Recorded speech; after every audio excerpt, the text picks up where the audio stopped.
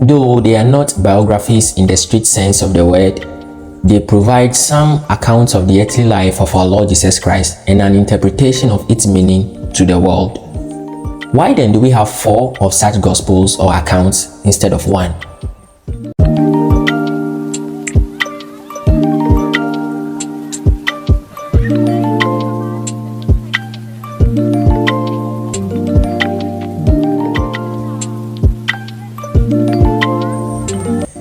The New Testament begins with 4 books that proclaim the gospel of our Lord Jesus Christ: Matthew, Mark, Luke, and John. And though they are not biographies in the strict sense of the word, they provide some accounts of the earthly life of our Lord Jesus Christ and an interpretation of its meaning to the world. Why then do we have 4 of such gospels or accounts instead of 1? Jesus did not write any autobiography. Also, he did not commission any of his disciples or followers to write an official biography.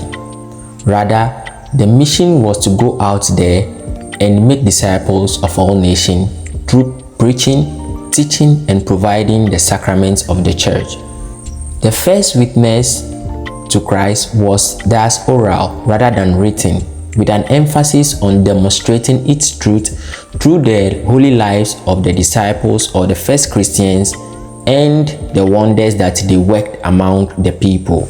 In time, however, several of the first Christians came to the conclusion that it would be useful for the new community to have the written account of the life and works of our Lord Jesus Christ. And Luke's statement of method and intention of producing his work suggests to us how they all went about their task. For he says, "Since many have undertaken to compile a narrative of the events that have been fulfilled among us, just as those who were eyewitnesses from the beginning and ministers of the word have handed them down to us, I too have decided, after investigating everything accurately anew, to write it down in an orderly sequence for you, so that you may realize the certainty of the teachings you have received." Luke chapter 1 verses 1 to 4. It is therefore not surprising that the 4 evangelists or gospel authors all use the same source. Nevertheless, each of them seem to have drawn from a source that is peculiar and distinctive from the others. Also, none of them could tell the whole story as the book of John tells us. There are also many other things that Jesus did, but if these were to be described individually, I do not think the whole world could contain the books that will be written. John chapter 21 verse 25.